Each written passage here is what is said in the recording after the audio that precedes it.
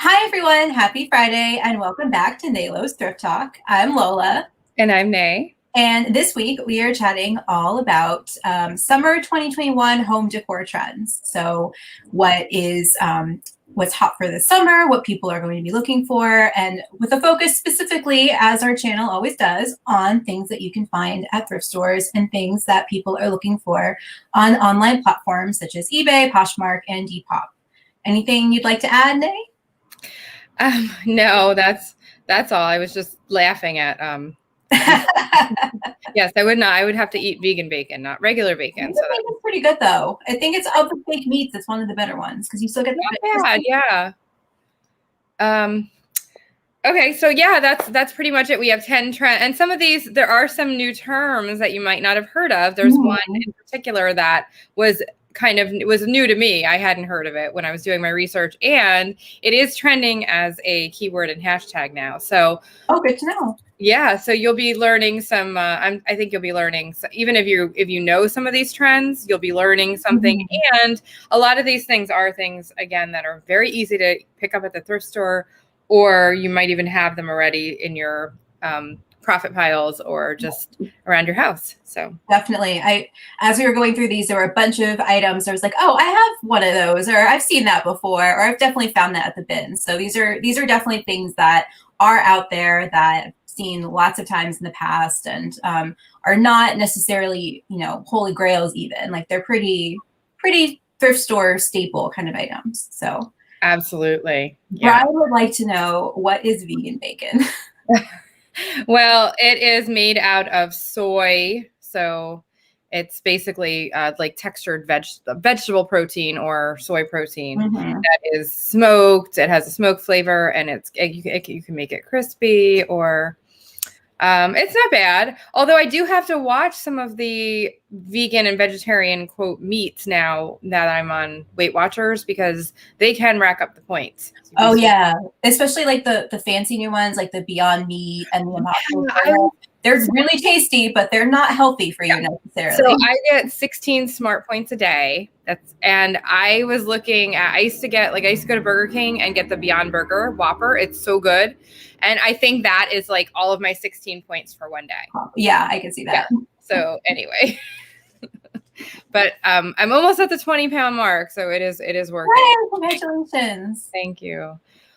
All right. So let's start our segment. So Lola, do you want to go first and tell us what listed items you're wearing today? So this shirt has been in my, I would say, not quite my profit pile. It's the pile before my profit pile, like slightly imperfect mending pile, where items where I found it super cheap at the bins or something, and I can see the potential in it, but it has some flaws, so I wouldn't list it as is. It's like an extra large men's color blocked 90s it's really cute shirt, and it does have some bleach stains on the back. So I was thinking I might crop it and rehem it and then sell it as a extra large oversized if someone wants to wear it, or if someone is a naturally extra large, you can fit someone who I have a hard time finding cool vintage 90s stuff.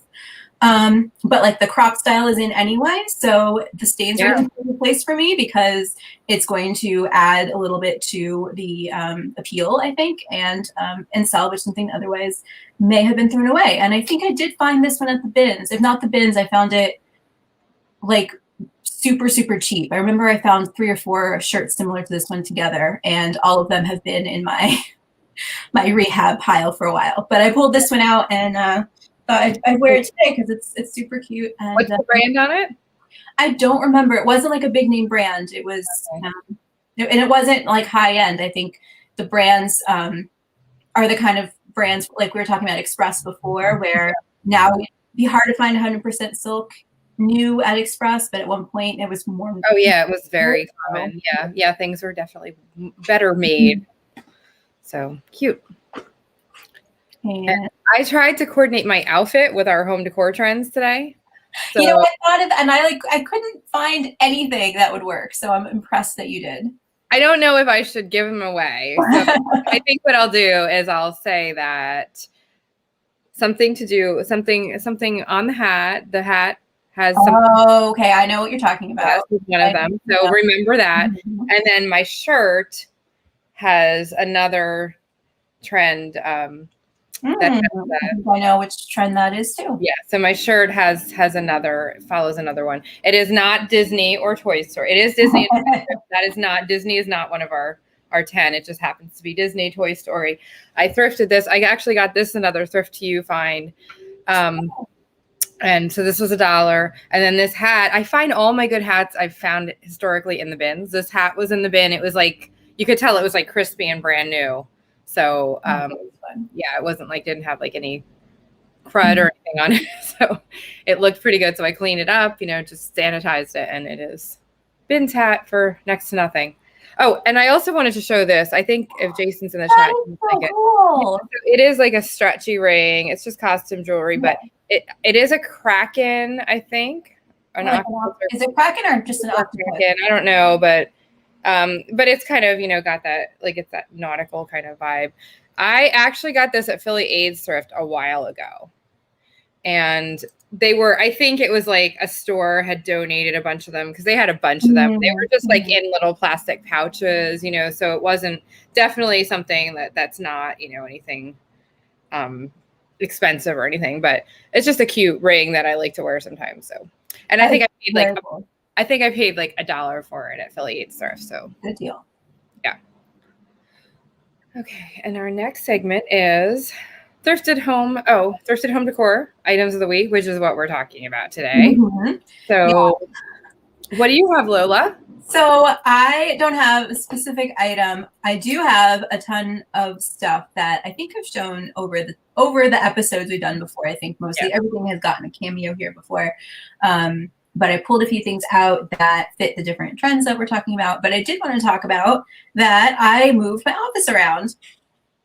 So kind of see how I feel. Part of the reason why was because I felt like the sun was coming through the window at like not a great angle right when we were doing our show. So I moved my desk so that hopefully like this light will be better for us today. And then moved the bookshelf that was behind me.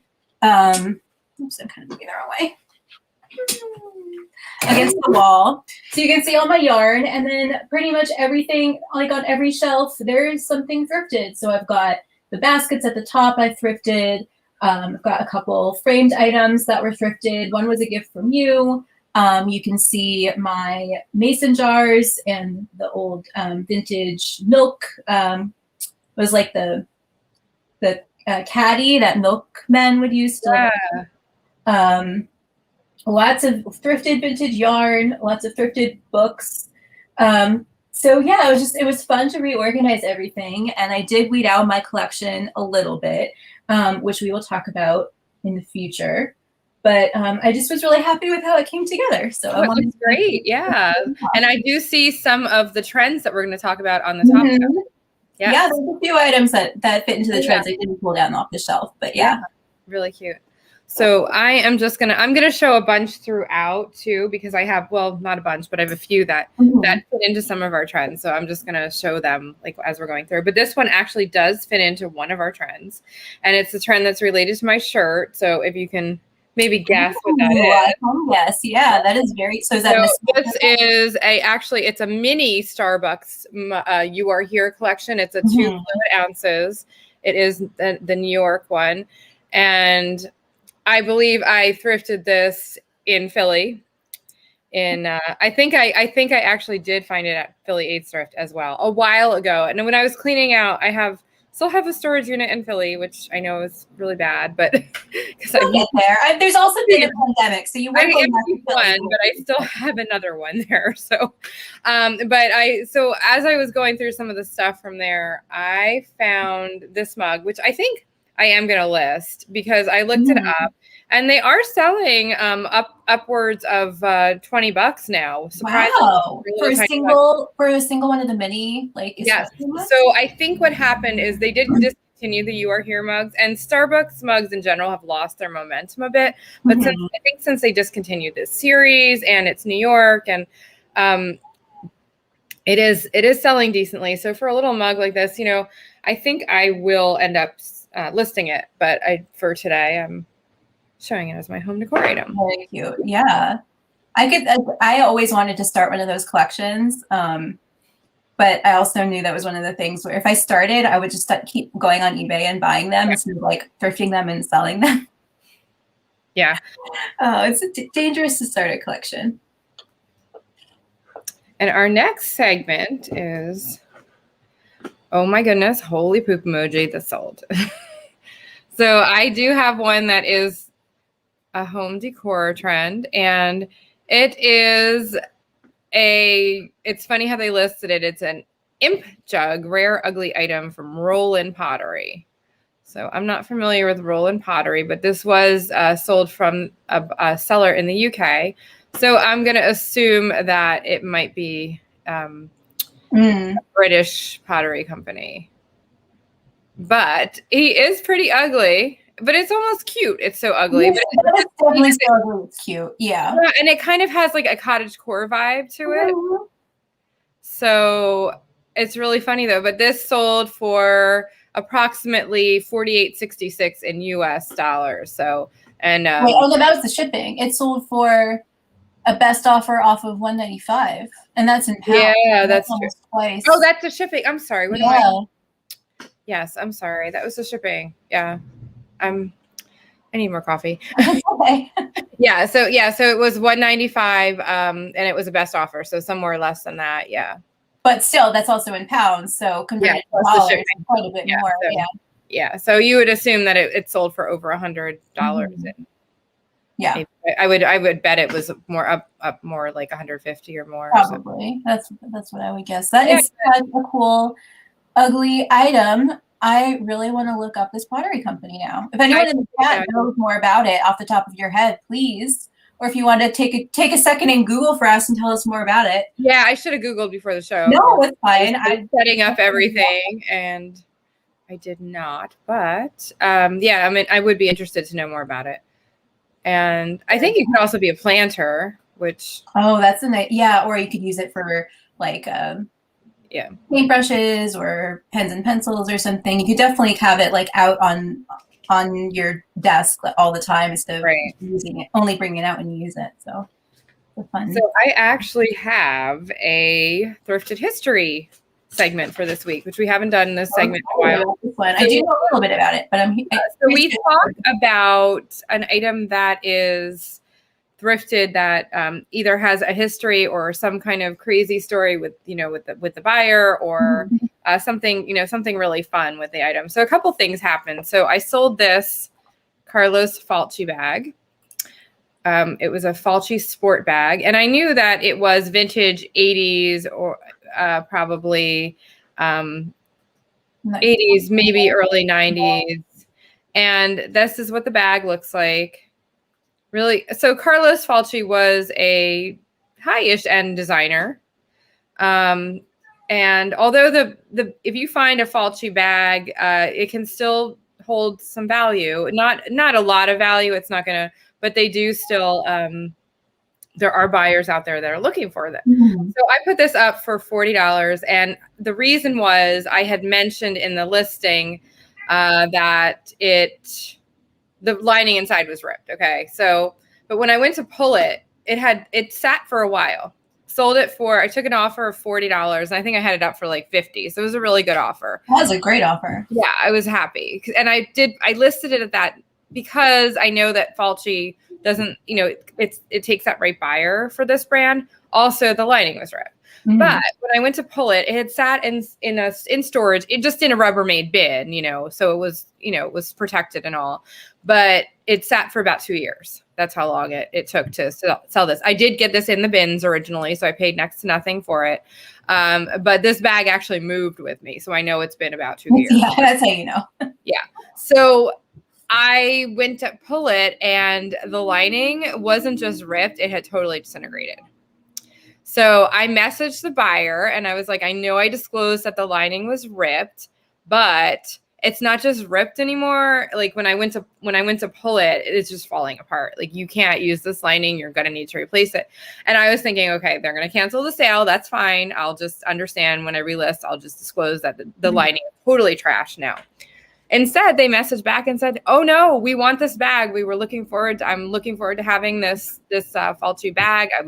I saw that the lining is ripped and I have full intentions of completely replacing it. No problem. So they were happy. So I sent it off. They just asked that I sent it with whatever the lining was left in it so that they could, I guess they wanted to use it as a pattern, even though it's that makes, like, they'll remove it and then probably take it apart piece by piece and then do pieces. And they kind of wanted to match the fabric as closely as possible. So I was like, okay, no problem. And off it went. And they were so nice about it. But interestingly enough, in the pocket, when I was cleaning it, making sure, because whenever I sell a bag, I make sure that there's something in it, that it's, I found something really interesting in the pocket. So I found this Disney dining brochure and shopping guide. The year on the back of it is 1993.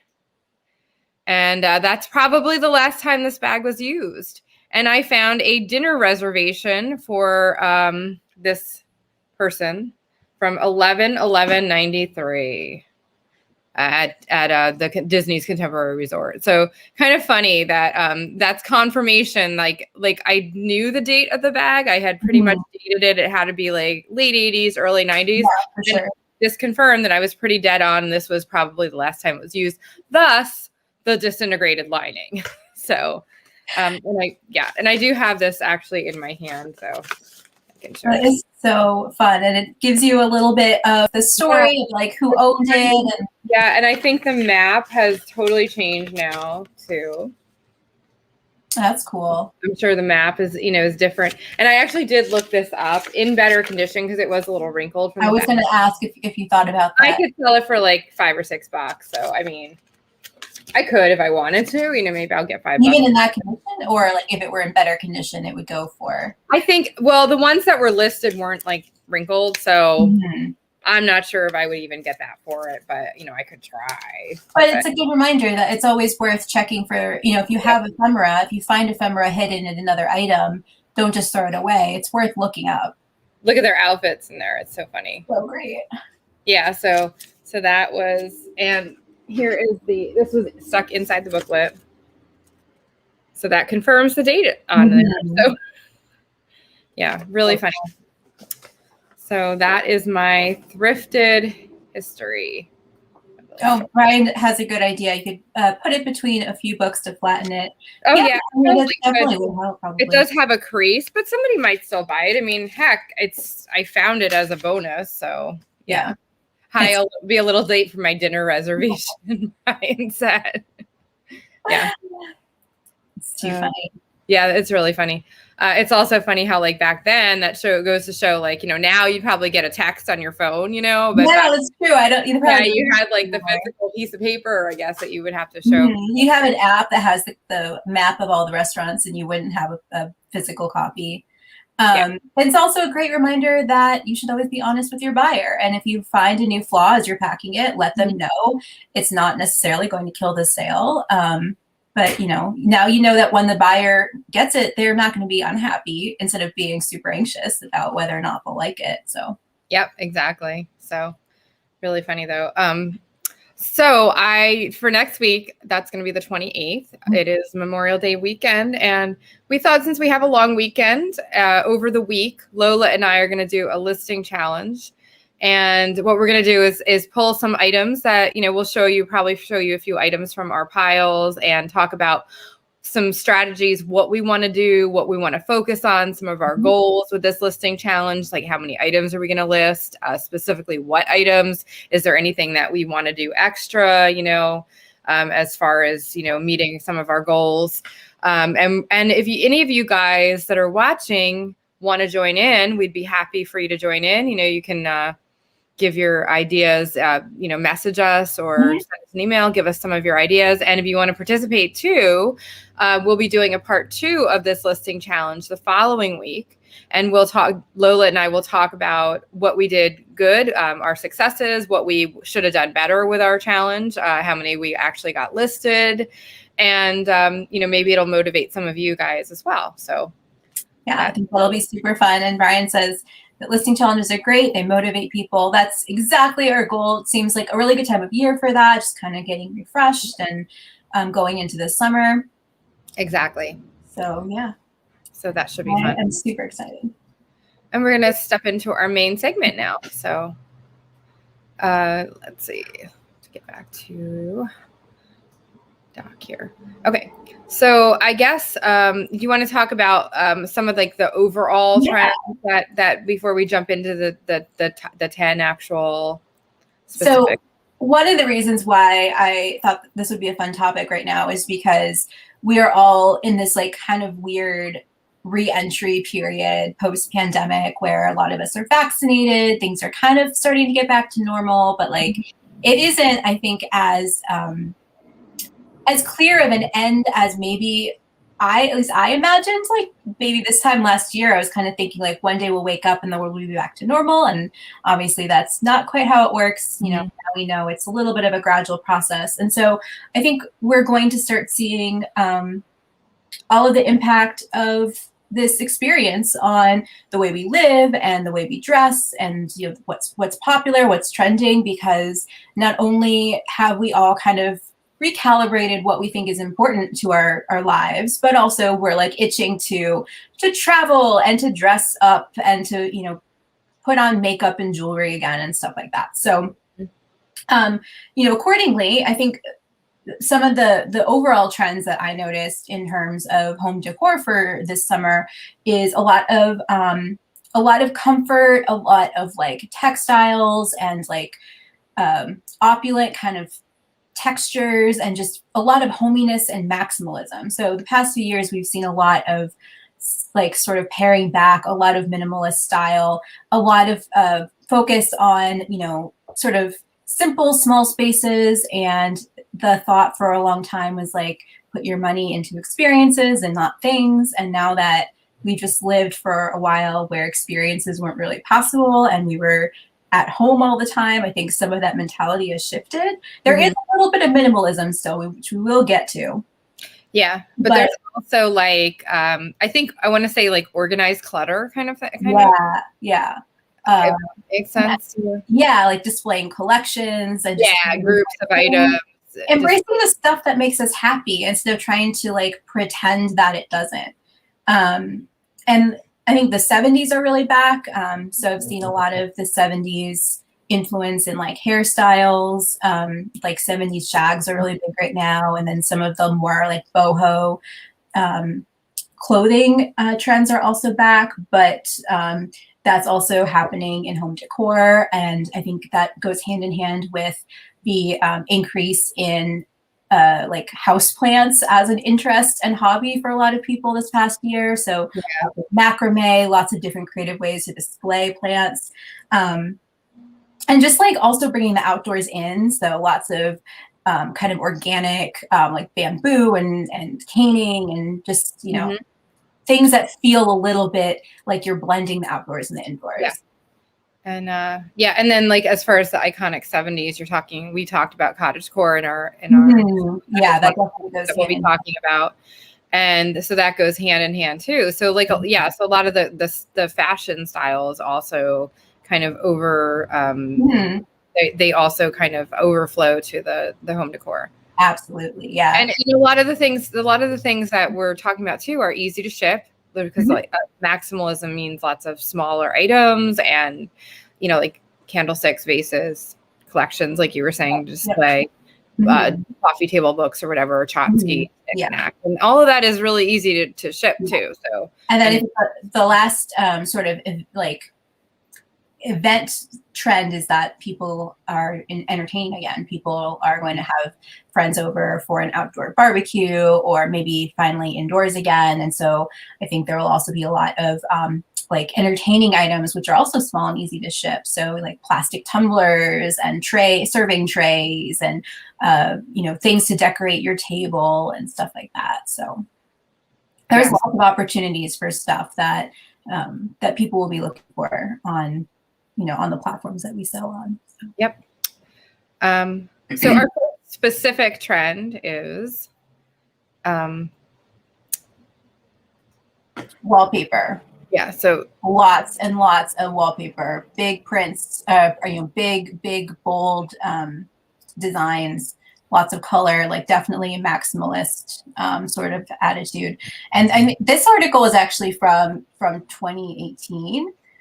So it is not completely brand new, but definitely something that has been increasing over the past few years. But I think this blog post had some good examples of sort of yeah, well, this is kind of funny. So this this talks about interior, so the patterns you'll be seeing everywhere. So wallpaper is also like, people are also using like these vibrant, bold wallpapers and tropical patterns. This talks about but also and this talks about some of the other trends, but also like mixing different wallpapers, doing an accent wall with another bright color, like an accent wallpaper wall. And then this is an interesting thing I found. So this is Rosie's Vintage Wallpaper. This is so cool. They actually buy vintage wallpaper from people. So if you have a bunch of vintage, they might give you a deal. You know, I think I found the site when I was trying to figure out what to do with all of my vintage wallpaper, and I definitely considered just like seeing what they would So maybe I should, because I have a lot of it. Yeah, so they buy and resell just vintage wallpaper, and that is their whole business. So, and you can see from some of these prices here, you know, and this is probably per roll, you know, 145, 125. You can, it isn't cheap, but you can see that, yeah, it's really cool though, because you can actually buy different vintage. And yeah, so okay, so one roll, yeah, it looks like there's 11 rolls available. One roll of this 1930s paper is $145. So some of this, if you find some of this wallpaper in the wild, you can make some decent money, especially now that it is back, you know, it is trending. Well, so, we're also lucky because people are doing the accent walls. So you don't need to find enough to do a whole room. You only need to find enough to do one wall, or I could even see people doing like a framed panel of wallpaper or something like that as part of a gallery wall. So, you know, it's not limited to large quantities. And they're also mixing and matching different wallpapers together too. So, you know, that also goes hand in hand with a smaller quantity. So here's just a few sales. This is a vintage Thebal wallpaper pattern. So this is, this sold for, and I believe this was one roll for $445. Oh. Yeah. So, I mean, some of this can really sell for a lot. This is that 70s foil paper. You know, you can picture like that 70s show or whatever. So this sold for a best offer. There were 4 rolls and I guess the little extra, and it sold for, I guess, you know, they took a best offer. So it had to sell somewhere in the neighborhood of $400. Yeah. The best offer on that is nothing to sneeze at. So yeah. Yeah. We'll take that. So yeah. So, I mean, if you can find, and this stuff does pop up. We found, Lola and I both found it at the bins and thrift stores. And then here's one, this brand I actually found quite a bit of. Serena, it's not vintage, but Serena and Lily is, and I saw a lot of solds you can see up there on Poshmark. That brand, if you ever find it, tends to do really well. So that's what it looks like. You know, this is also a great item to list on Poshmark. That wouldn't have been my first thought for a platform, but the Poshmark shipping is perfect for wallpaper because it is heavy. Exactly. But you really can't get a better deal on heavy, you know, item shipping than Poshmark. So yeah. And I have in hand, if you can flip to me, I have this actually I found I found it at Goodwill. I have 2 rolls of it. I do have it up right now on. Oh, that's pretty. I think I have it up for like $100 a roll, for like $200 for both rolls right now. I did look this up, and Charles Rupert does have quite a following. It is expensive wallpaper. It's not cheap. Then this is not vintage. It's older though. Is it like a repro? Because it says like historic wallpaper. So I'm guessing. Yeah, it is. It's like they're like vintage repros. This is newer. It's made in England. It is newer though. Like I would say probably like early to mid 2000s, but it's not vintage. So. It's still like super current though, with like yeah, it is. So yeah. I'm hoping that these will sell for, you know, a decent price for me. Mm-hmm. I might actually cross post them on Poshmark. I haven't thought about that. I'm actually thinking I might do that this weekend, is list my wallpaper and put it on Poshmark. And I should have pulled up the sold, but probably a couple months ago now, I sold one roll of paper that I'd found in the bins. It was like vintage 80s wallpaper, and it was floral. It was green floral. It was kind of very cottagecore feeling. And that one roll sold for like $40 for me. So wow. And it was a small roll. So yeah. So, I mean, definitely look for the wallpaper. So, and our second trend is Cottagecore, which is, so go back to our show on Cottagecore. Definitely go back and look up some, because we talked about a lot of the home decor trends in our Cottagecore episode as well. So things like baskets, teacups and tea sets, florals, you know, smaller florals, ditzy, they call it ditzy floral, mushroom motifs, like think like the Sears Mary mushroom canisters and all those items. And definitely go back and revisit our Cottagecore episode for more information. But that's definitely still has not lost momentum. It's huge, and it's following into the summer 2021 home decor trend. So our whole Cottagecore episode, we talk about more than just home decor. So it's also about, you know, fashion, but a lot of what's big in fashion really translates to home decor also. So if you see, you know, like a floral pattern that's big on dresses, it's also going to be sought after in, you know, bedding or throw pillows, something like that, you know. So you can use that sort of as a jumping off point to get ideas of what's going to appeal to Cottagecore buyers. And I was just looking through, I searched Cottagecore on Poshmark and was just looking through the recent solds, and some of them, I mean, just completely different from the comps that I would have expected, or the comps that I saw for some of these items even a year or two ago. So like, milk glass vases are something that I used to pick up because, and I think in a past episode, we were talking about lots. This was one thing I mentioned. They sell really well for like, for weddings, but for weddings, you want to have, you know, a large number, enough for however many tables someone might have. But people are also buying them for their homes now. And these three vases, if I had listed them 2 or 3 years ago, they would have been maybe worth $10. So, you know, $25 is a pretty significant difference. And I would expect to pay about $1 for each of these in a thrift store. And they're not that rare. Some of these styles are more rare. So like, I think the fluted ones are a little bit more rare, but definitely not that hard to find. So yeah, for sure. And so I mean, that's another example too of where you might also have some of this stuff laying around your house, or you know, you may have thrifted it a while ago, and now you missed it, and then now it's paid off because it's worth more. And it's just also a good reminder to you know, like the theme of this show is current trends. It's important to keep up with trends because it could mean that you otherwise would completely undersell something. And like, I'll take, you know, responsibility for that myself. Like, I probably, if I had a bunch of milk glasses, I might have thrown these up for $12. Oh yeah. I don't know.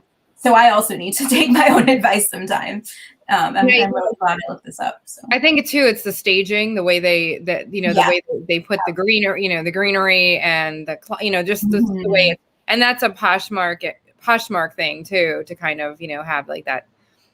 So I think it's also the way they did the photos that made it look, you know, you can picture it in your space as, you know, so I think that was definitely a trend that when I was looking through Poshmark solds across the board, the better priced items, the higher priced items in the solds were really nicely staged, and the more poorly staged items went for a lot less. So it was a very clear trend. But this one made me really happy. So this is, you know, not quite staged. Speaking of that, but really good photos of the details and the color of this item. You know, crochet is in, it kind of fits into the 70s aesthetic, definitely fits into Cottagecore. This one also used the Cottagecore keyword in the description because that's, I think, how I found it. Mm-hmm. But these sadly are kind of a dime a dozen in thrift stores, and I always want to take them home. I don't have room to store all of them, but they used to not be super sought after, and now it seems like they're moving faster. So yeah, I agree. So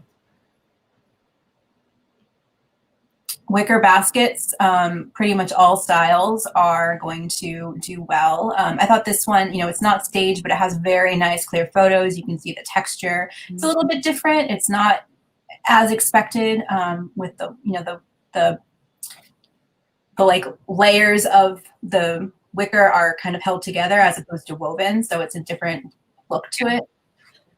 And this also ties into some of the other trends that we're going to talk about. Some of them kind of overlap. Like yeah, for sure. And then there you go with the mushrooms. Mm-hmm. So yeah, this was another one. This sold for $20, spoon rest. So those are so easy to find at the thrift store too, or garage sales or whatever. So yeah. So our next trend is, thank you. Okay, so brass animals. Oh, I forgot mine. I was gonna. Oh, I think I have a brass somewhere too that I could have shown, but yeah. So I found some some solds on these. So this one, brass gazelle, made in Korea. It sold for $17.50. So not bad. And these are so easy to find too. At the sold for $69.99. Bulls and bears. Oh, these are bookends. So that's bookends always do well. Yeah. But that's also a nice, the brass animal items or bookends are kind of nice because they fit into those two categories. And their pictures are not that great. So I bet if they had, stage this with some actual books. Yeah, it would have, and not the clutter in the background. But hey, they sold for $69.99. And then Heather says the gazelle is very deco. Definitely see Art Deco on a lot of these as a keyword. And it's when it's irrelevant, it's a great word to use. Yeah. So this elephant is apparently he's large. Now I think they could have done something to show the scale of because he's 20 inches and he weighs 25 pounds. And so he had a significant amount of wear and patina, which they disclosed, but it sold for $350. So that wear can be a plus to some people who want to have that worn look and character of an older item. So, and that's why too, when you have brass, it's very easy to polish and clean up, but you might not want to just disclose, because some people like that patina on it.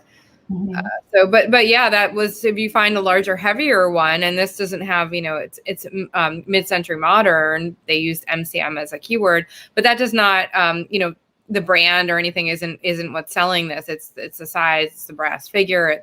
So, don't be afraid to price them high if you find a larger one too.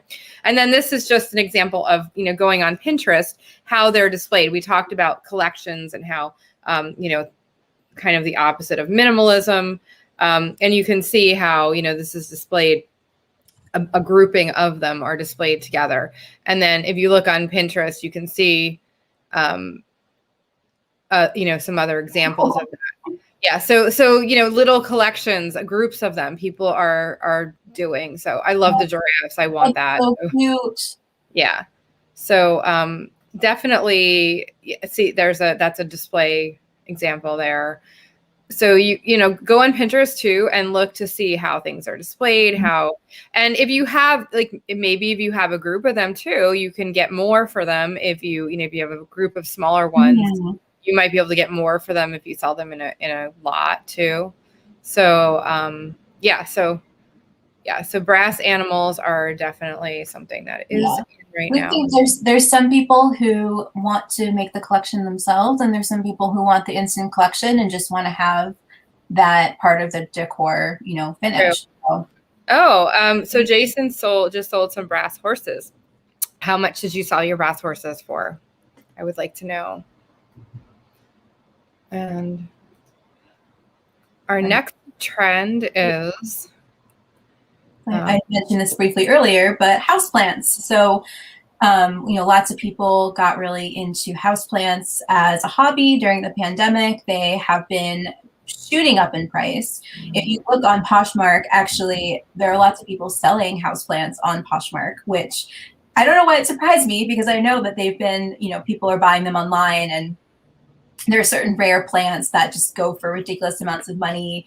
There's a lot of like scammers out there, I know I've heard about. So, oh, Jason says he found them. Okay.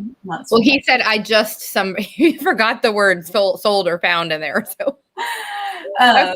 So what did you pay for the ones that you just found, Jason? Because you should price them high, because now you know that that's trending.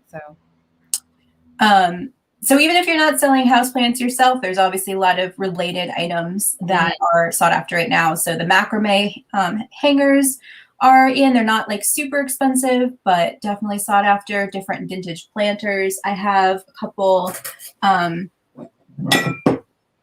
So a lot of the vintage planters are going to be a little bit more shallow,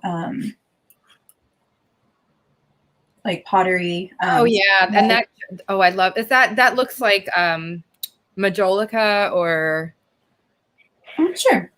Yeah, it's pretty. I do know it's pretty easy. Like when I looked at comps, that this was the model number, it was very easy to see, exactly how much these were going for. And then you sent me this one. I showed it off on a previous episode. But my plant is doing so nicely. It's growing so well. So I'm super happy with it. Yeah. Oh, that's so nice. Well, yeah, if I had wanted to list this, I could have easily sold it. I'm so glad I sent that to you. I'm so glad you did too. Yeah. Oh, that's a good question. Is the shell a planter or a tiki? Well, I'm just looking at it. So I'm looking at the it does look like it's like art pottery and not, but it does look like it could be. Can you pull that up again? So it does look like it has a signature there. I don't see anything on the bottom of it, but it is footed. But hey, that's something that looks like a tiki bowl. Yeah. Could be used for either, I guess. That's interesting. Good question though. See, Jason always sees tiki. I would not have thought that in a million years. It's always nice to have a different perspective. Yeah.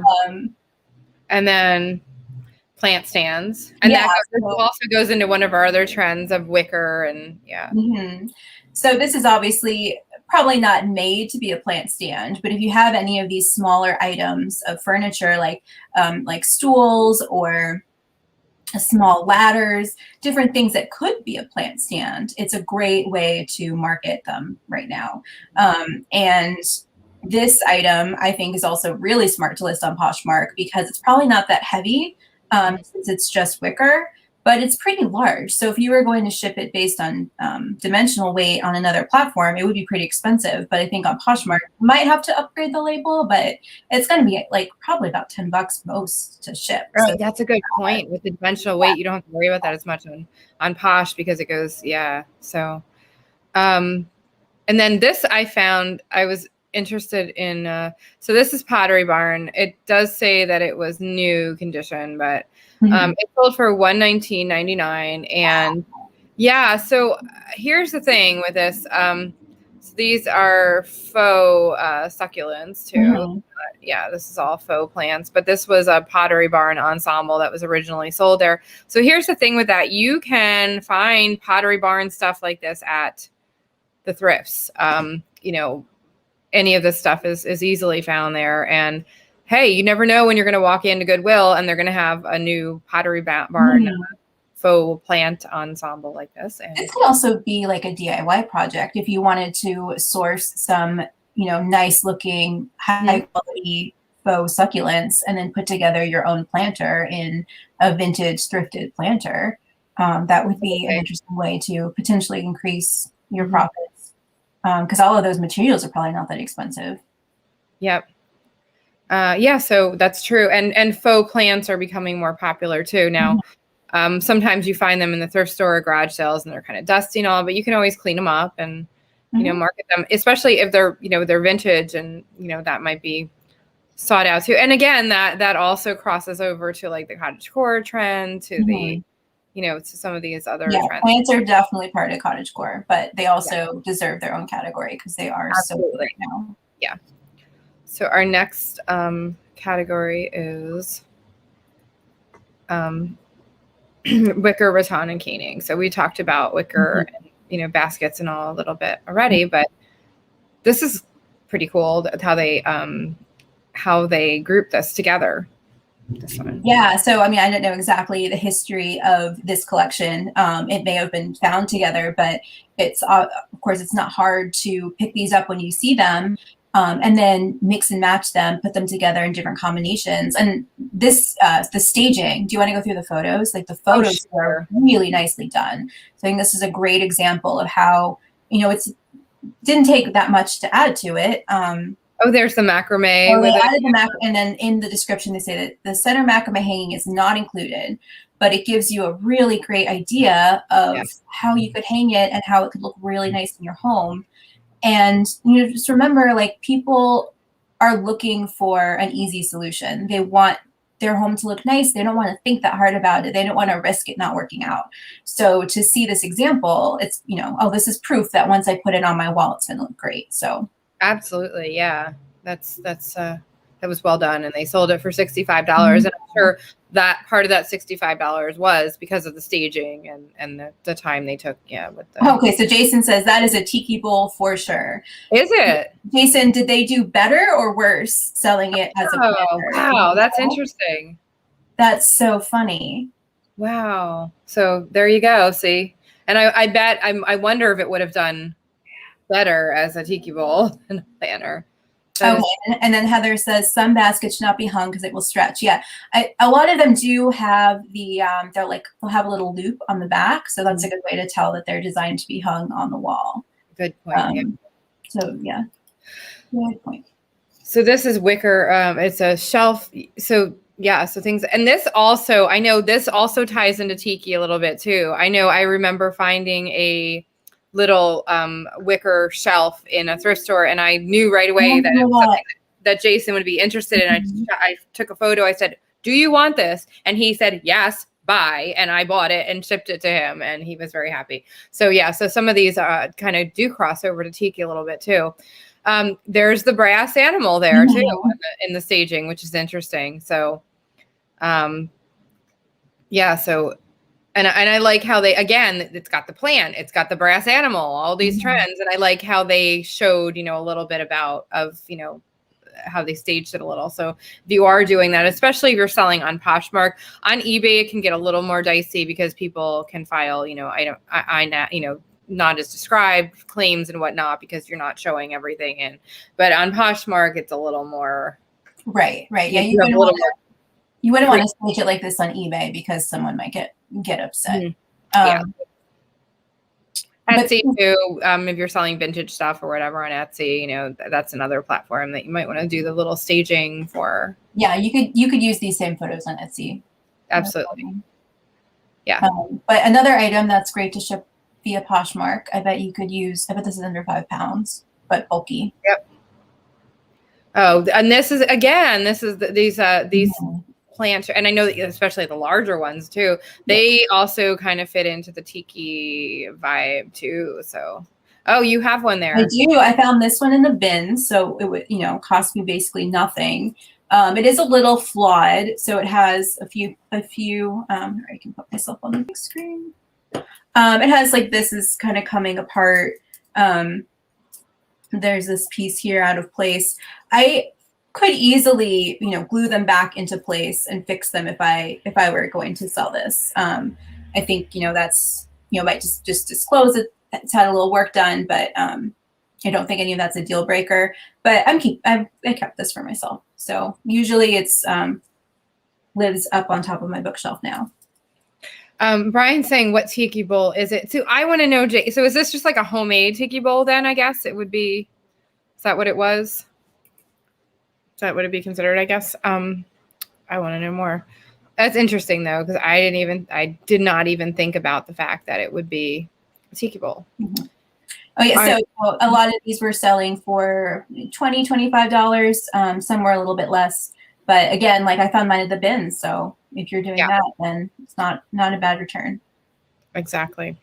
So our next one, number 6, is Japandi. So this is the one that I was talking about. You might not be familiar with this term. So what is Japandi? It is a combination of Japanese and Scandinavian design. So here's an article that describes a lot of it. Getting to know the Japandi trend. It's a reinterpreted Scandinavian style. So it's a mix of modern and rustic Scandinavian elements along with traditional Japanese details. And so you're thinking bonsais, it's Asian and Scandinavian kind of combined. It is a little minimalist and kind of more modern, but so this is one of the trends that is not as much about maximalism, but and it's about statement pieces, not a lot of deco items, but a few that are gorgeous. So these photos are great examples of what it looks like. You can definitely see Japanese and Scandinavian vibes there. So, and we mentioned that there's a lot of overlap between some of these trends. So here's another example where you can still see some of the natural textures, the wood, the incorporate houseplants. So even here, where it's a little bit more minimalist, there's still some of the more maximalist leaning elements incorporated, just more sparingly. So. It's calm, relaxed. These photos are fantastic, and you can see that there's houseplants there too. There's some of the other vibes that we were talking about are there too. So I like it, but you have to use a good, well, you don't have to, but a good thing to do would be, there are people that are looking for this. And I do see it's now trending as people are using it in keywords and in their hashtags. So if you're selling on Depop, on Poshmark or whatever, and even if you're posting, you can post on Instagram, and use the Japandi hashtag, and you might get some interest in your items that way. So this sold for $80. And again, they used the Japandi keyword in there. And then this again, and this actually falls into one of our later categories too. This overlaps. But again, you can see the kind of minimalist vibe there too. And they used Japandi in the keyword here. This sold for $18.99. I think, maybe they could have gotten a little more, but again, they used the right keyword there, and hey, it sold. So, so I would definitely, if you have things that can fit into that category, I would use it. And this also, and then this kind of goes with our last trend. But this, again, I think this is one that you found, right, Lola? Yeah, and I did notice that the keywords spam a little bit in the description, which is why it came up. But I do think that's a nice example of something that has the very clean lines and minimalist, but also is the natural textures, and just a nice display item. So I'm a little jealous if I ever bought it. And then this is another one that you found that was really beautiful. Again, bookends, came up a lot and fit into different categories that we're talking about here, but they always tend to be an expensive item, and they seem even more in demand. There are lots in the recent solds. So, and I wonder if they did use Japandi in this, if they would have sold more for more. But I think that's came up. Oh, maybe it was because I searched minimalist or something. Maybe, but I don't see it. Definitely fits. Yeah, it does fit, and it also fits. We're going to talk about in a minute too. That stone, stone is another popular trend. So this fits into that, So it all kind of goes together. So they sold. I don't know what the conversation in the chat is happening now. I think they're talking about the candlestick. Oh, I see. Okay. That's my guess. Got it. Okay. Are you ready for the next item? Yes, I am. So I have a couple in-hand examples of this. So Pantone colors of 2021 are Illuminate Yellow and Ultimate Gray, and they are reflecting in our home trends. So this is what they look like. And you'll see, so this is how some examples of decorating with these trends, gray sofas, pops of yellow. So like, gray neutral walls, gray furniture, pop and with pops of bright yellow. So these are some example. So these are easy to find in the thrift stores. It's just about color. And here are some examples of how, and they have some examples of some rugs and some items here and how it's displayed. Again, there's plants and, some of the other trends kind of mixed in. So that's definitely one of the ways to show that. I have some examples. So this is actually oddly enough, and this is a bad picture I didn't clean up before I took the picture. I just shot the photo last night and it was dark and not best lighting. But you can see how my living room actually, oddly enough, before this was even a thing, my colors are gray and yellow. So I have a gray couch and I have, yellow and gray, pop of yellow on the wall and on the pillows and whatnot. So really fun. This was thrifted, right? A lot of your yes, a lot of it was thrifted. Yeah, the pillows and whatnot.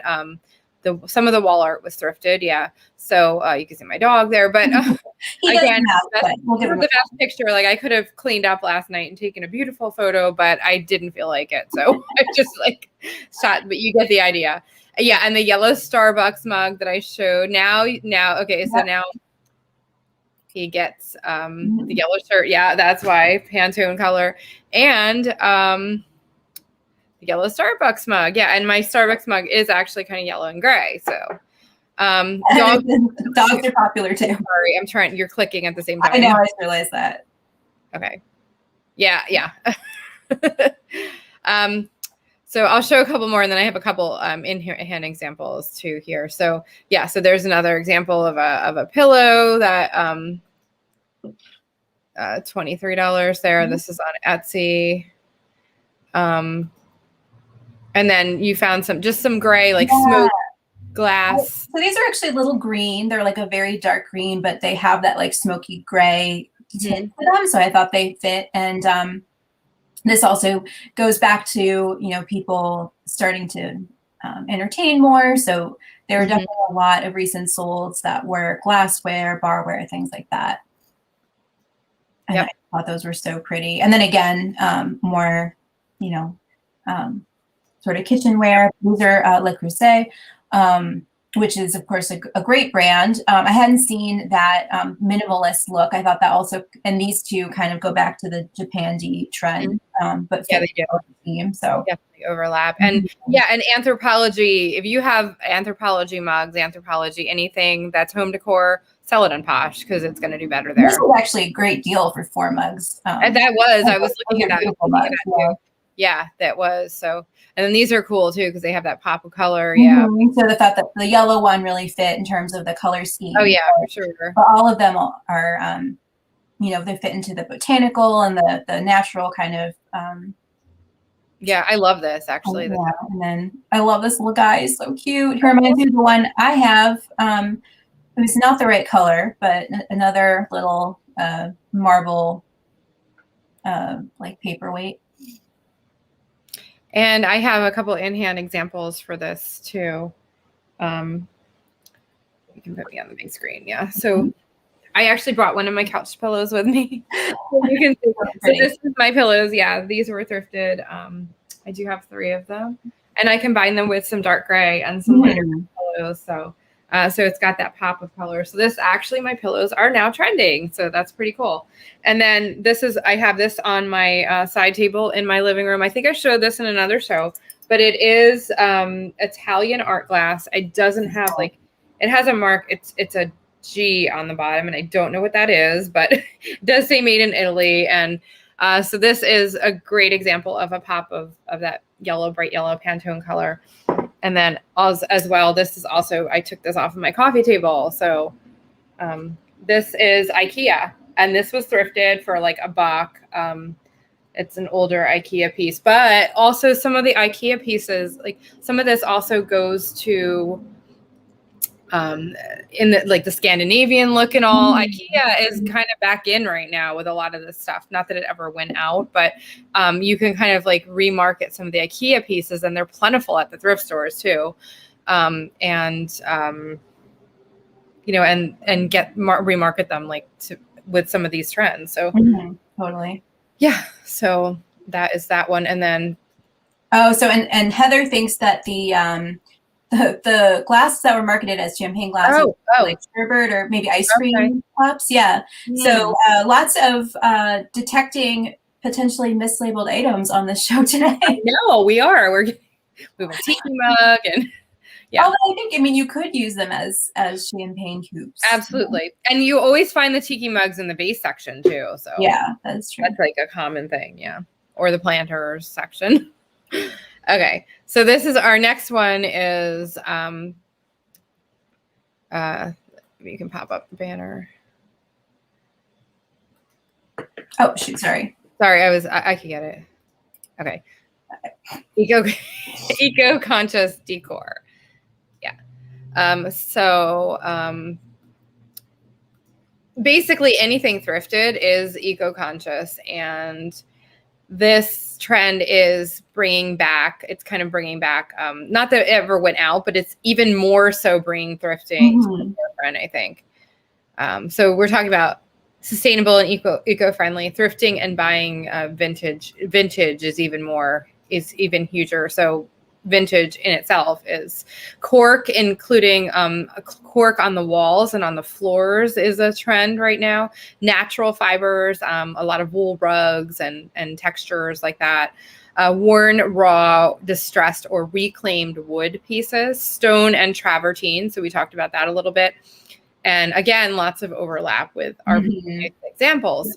So these are some of the solds that we found that kind of fit this trend. Yeah, so we hadn't talked about like wool and textiles yet. So that was kind of what I thought focus on for a little bit. But there's, lots of examples of this kind of like remade rugs into pillow cases.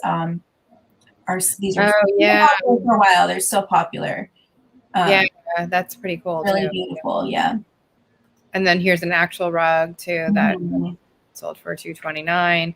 And sometimes even if you find these in the thrifts and they have some wear, I've seen them in the thrifts, before they have some, people will still buy them. So don't discount that. Well, again, it's the wear can be part of the charm. So definitely not a deal breaker.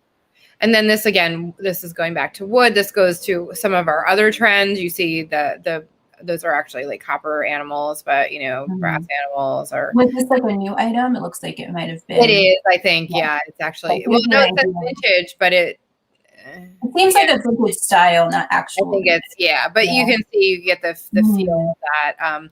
And then I found this.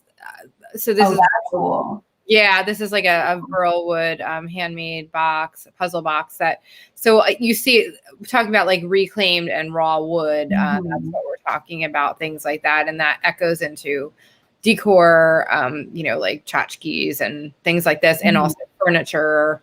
So yeah, so this sold for $149.99. And that's all I have for that one. Our next trend, which you'll see why I'm wearing the hat I'm wearing now. I'll get the winner. Our next one is checkered print. So that's my checkered hat today. So it's, so you'll see, I gotta go back to my other screen. Okay. I will add, I for once got all of our blog post resources, like the different resources we used for researching this episode, I guess our bibliography, you might say, is in the description of this video already. Oh my gosh, you did. Thank you. Oh, awesome. Yeah. Actually on top of it for one. So if you're interested in looking more into any of these resources for what's trending right now, go look at the description for the links. Yeah. So this is an example. So you see wall art with checkers. There's a little tiny accent vase or cup there on the nightstand. So little pops of, there it is. Incense burner. Very cool. Yeah. So you'll see, sheets and bedding, things like that. There's, just a throw there. And that also like very much Japandi style there. I can see that. Yeah. Yeah, I can see. Especially that chair. It's beautiful. Yep. You'll see the mixed checkers. So that's another thing, like mixed plaids and checks are another thing. Little 70s style there. Yeah. Too. So you'll see a lot of overlap. I like these chairs. That's a pretty cool pop of pillows, throws there. Oh, Heather has a name I'm not familiar with. Mackenzie Child has a lot of checkered items. Oh yeah, that's true. I actually I found a mug at Philly Aid Surf and I sold it for a boatload of money and it was checkered. Yeah, that's a good. Okay, I'll have to learn that one. Yeah, there's Wicker, Rattan again, that kind of, So again, a lot of these overlapping trends. Nice piece of art, yeah. Yeah, that's pretty cool. Yeah, so this is a great blog post and it gives so much, like how items and how they're used. But you can find checkered items easily when you're out thrifting. So look. Yeah. And this is just a great example too of how one trend can manifest in so many different ways. Oh yeah. So, and it's, some big items like a rug, but also small items like a pillow or like a vase, so. Yeah. So that's the end of that one. And it's funny, just now on my screen, I got a 5-star rating for the Falchi bag. It just came up from Poshmark. So I guess, I didn't jinx myself. That was good. Yeah. I knew that they were going to. They said that they were out of town and they couldn't accept it until probably today. So they actually wrote me and said that, as soon as they got home, they would accept it. And they just gave me a 5-star rating. So like I was telling Nate yesterday, there's one sale I made recently that I don't want to share yet because I'm so afraid to jinx it. If you do just like a Google search for any of these trends too, you'll see a lot of examples, of difference. These are cool. These wall sconces are very cool. Yeah, they sold for $100. Mackenzie Childs, or is it they may be Mackenzie Childs, not marked? Maybe, not marked. Yeah, so that might have been why it drew some attention, but a Mackenzie Childs does have. That's a really good point though. $90 for this pillow cover on Etsy. And here's an example of, these are just vintage Coca-Cola, but that goes into the checkered trend. So, $30 they sold for on Poshmark. Also nice background there. Nice use of that pattern. That's our last one for that one. And then our last but not least trend is wavy, squiggly, and curvy decor. So here's an example of that. And I think the smoky sort of muted colored glass is also a trend itself right now. So yep, I can see that. And then here is an example of some candlesticks that sold. And then again, that other one that I showed in the Japandi style, that was wavy. That could be too. That these sold for $40. And this is an example of IKEA again, bringing back these mugs at IKEA were probably like $1 or so, and mugs, vases, they're not mugs. But again, these are just IKEA vases and you can probably find this whole set at the thrift store for a couple bucks and, $20. So not bad. Shipping was $30. No, I don't see how that. I guess that was because it was from California. Well, from California, yeah. So if you're going to ship across, but I'm sure someone probably paid a chunk for it, not a whole lot less. You could probably fit them like in a medium flat rate or something, or a large flat rate for less too. But there's a lamp that echoes that style that sold for $175. That seems very 90s. It does, yeah. You're right. That's part of why the wavy, kind of aesthetic, more sort of vapor wavy. Yeah. And if you can pull me up on the big screen for a minute, Lila, I do have something that is from my own collection. Ooh, very good. Yeah, so this is actually, I pulled this off of my side table in my living room. So it's funny how, again, like I have some of these same, some of these trends and I wasn't even trying to have them. Yeah, so this is just a minimalist piece. It is pottery and it is actually, I believe it's IKEA, but I thrifted it. So it's not anything. Another example of how IKEA is always, always has some on-trend items. Yes. So, and it's very heavy too. It's like actual terracotta pottery. So, and these are some of our posts here, our posts are examples from where we got the trends. Yeah, thanks. Okay, so these are some of, and again, Lola said that she put these in, which is awesome. So you'll see, and there's even some more trends. There's some of the examples of the travertine and the stone. So you'll see this talks about the Japanese and Scandinavian or the Japandi. So you'll see if you go through some of these posts, you'll see, and even some that we didn't mention. There's some of the examples, more examples of the squiggly. So definitely go through these checkered prints. A lot of these that we talked about, mushroom motifs, are in these trends that we. And then, this Etsy post is really helpful because it is geared more towards sellers, and so it's a lot of. It's not necessarily vintage or thrifted items, but it all applies, and it has a little bit of like data on what trends are growing. Yeah, you'll see the wallpaper, Japandi. A lot of these are talking about Japandi. That seems to be really hot right now. Some earth tones. That's so there's a few that we didn't talk about there too. Pantone color of the year there's an example, another example of the yellow and the gray. So go through some of these posts and you'll see, and they're all saying the same thing, that with our trends. So this is a good example of maximalism, how it's used really well, and it's organized clutter. It's not. It looks. It's a lot of items, but it looks intentional. It's not just thrown around. Yeah, exactly. But it also looks lived in, and I think that's a big thing right now, is feeling like people are okay admitting they live in their home. Another example of that here. And then that's also with the houseplants and I mean, that's inviting, and it's homey, even though there's a lot going on there. So it's from Vogue. Yeah. A little more high end. You can sort of see the difference in the intended audience, but lots of inspiration here. I love the wallpaper and the layered different textures and patterns. Definitely hard to nail. Really pretty, really inspiring. Yeah. So that talks about pretty cool. And then this was another one that brought that one up before with the checkers. Oh, did I bring? Oh, I brought that up earlier. Article. I think this was one of the more comprehensive articles, and it had just really great ideas, different price points. So even if you're kind of curious to incorporate some of these trends into your own home, it can give you some ideas of things that maybe are within your budget if you do want to buy something new. I thought it was kind of just really nicely done, accessible article. And of course, lots of ideas to look out for in the thrift store.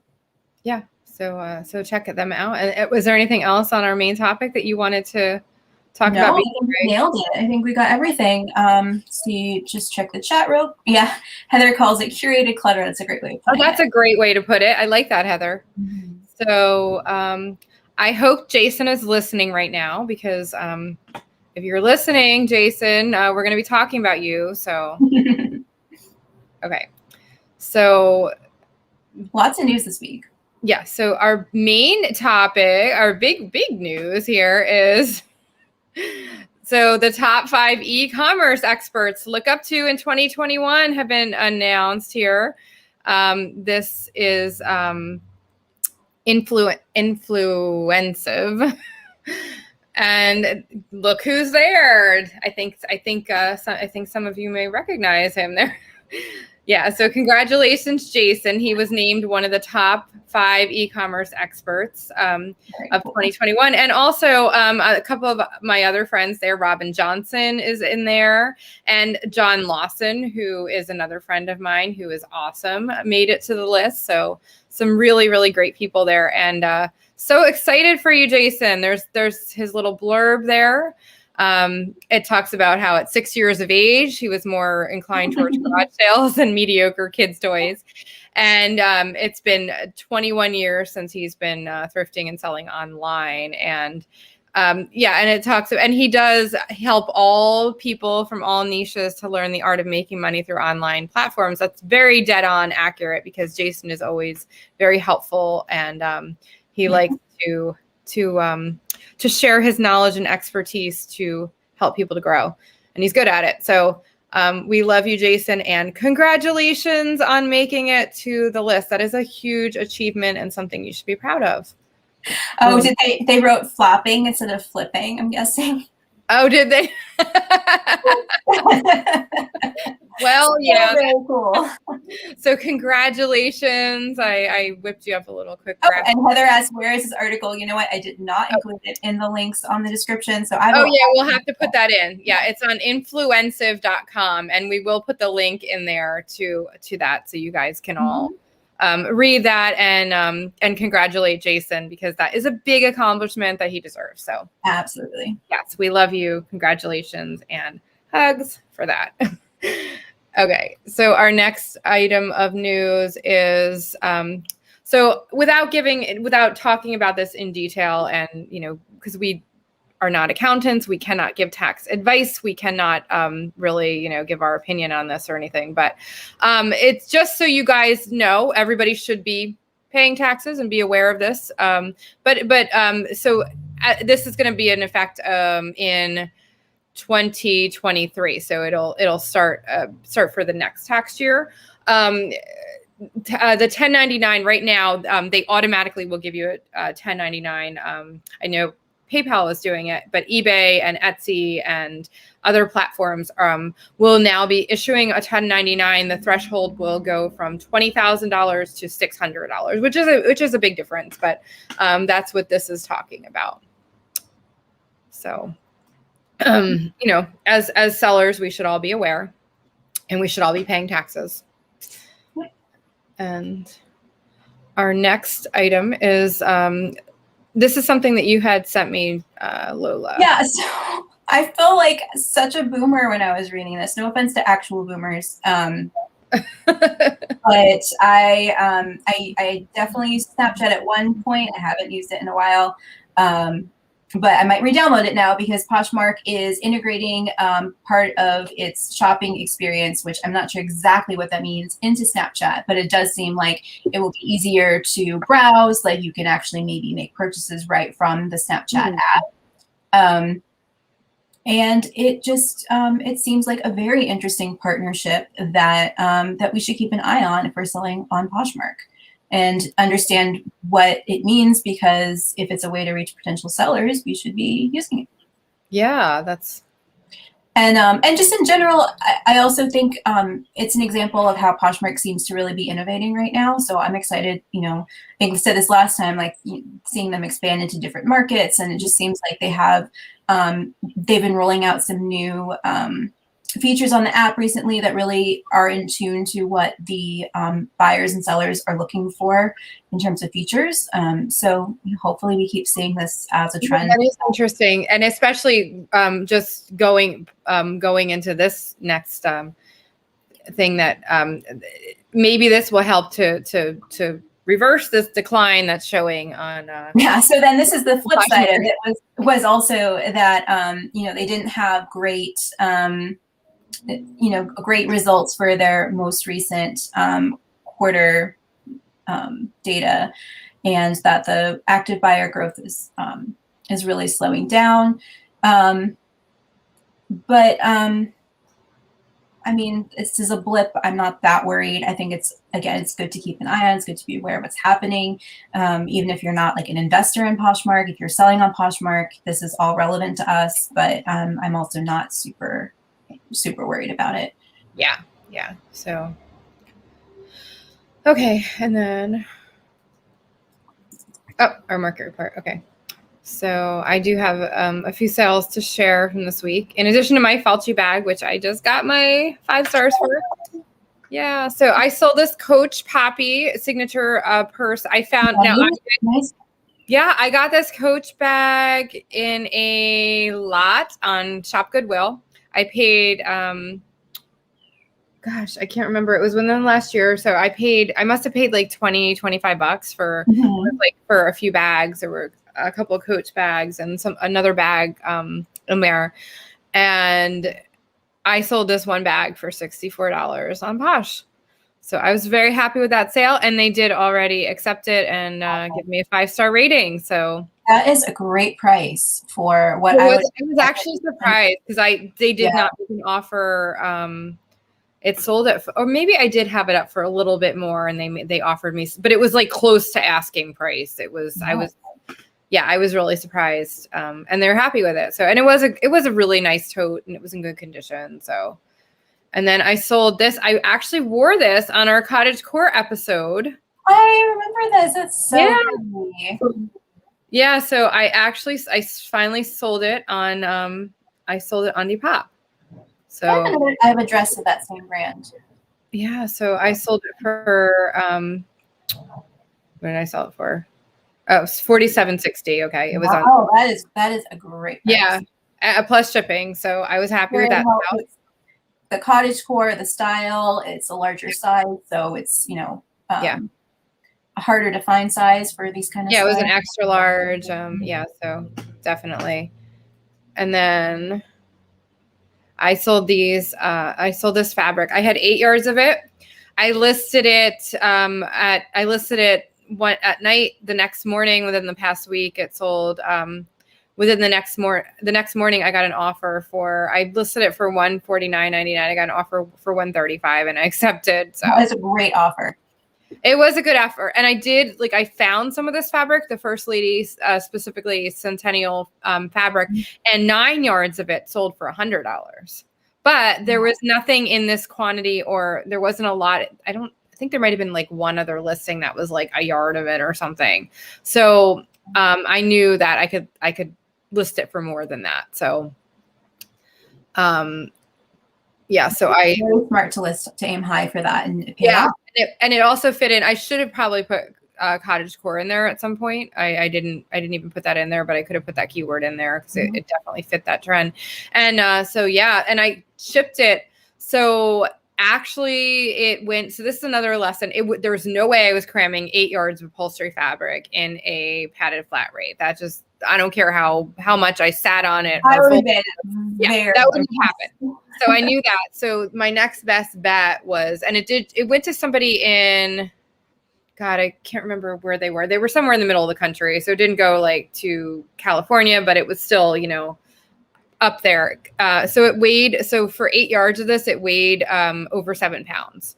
Wow. So it was a big stack of fabric. I got it into a medium flat rate. So it went for like $13, I think. So that was my cheapest option. It would have been like well over $20 otherwise. Yeah, that's a great use of the and I didn't even have I had the other shape of medium flat rate. So I just walked across the street to the post office and I was like, I need the long medium flat rate. I walked back across the street, packed it up, and there. And then I've been selling a lot of pantyhose. This is just one box of knee highs they sold. Wow. Yeah. So I mentioned my mom cleaned out her closet and gave me all these pantyhose to sell. So I've been selling them pretty consistently. And that is a box of 10 pairs. It's not one. Yeah, it was a good deal for them. That is, for one box, it's definitely more than I would have guessed. So that's plus shipping. So so not bad. And then we do have a question for you this week, where we want to know what you're hoping to find for your own home while thrifting. Yeah, so Heather actually told us a little bit in the chat about how she's refreshing her decor with some more macrame and houseplants, things like that we did talk about in today's episode. So if you are following one of these trends and hoping to find something that we mentioned, or if you have a trend that we didn't mention that you're really into, if you have been selling anything home decor related that's doing great for you, feel free to answer this question however you want. But we're always talking about how not only do we sell, but we also thrift our own homes and our own closets and stuff. And so we're curious to know what you do for your own home as well. Yes. And you can find us all over. Mm-hmm. Yep. I'm Thrifty Nay on everything except for eBay, where I'm Colbury *Dazzle. Lola is Lola Run or Lola Thrifts. Mm-hmm. She's Lola Run. Yeah, most. And then Low with 2 dashes Fi on eBay. And you can always email us if you have an idea for another show, if you have some feedback, if you'd like to be a guest. We're open to everything. We love to hear from you. So that's nalothrifts@gmail.com. Yes. And we'll be back next week on the 28th, 2 p.m. Eastern, 11 a.m. Pacific, with our Memorial Day listing challenge part 1. And again, message us if you have any ideas. Let us know what are your goals for if you want to participate with us. You can join in, and then the following week we'll do a part 2, and we will talk about what we did well, what we didn't do so well. And, it's definitely, I need some motivation right now. So I think we all do. So absolutely. All right. I can't wait. We'll see you guys next week. Have a great weekend, everyone. Thank you, everyone. Have a great week. Bye.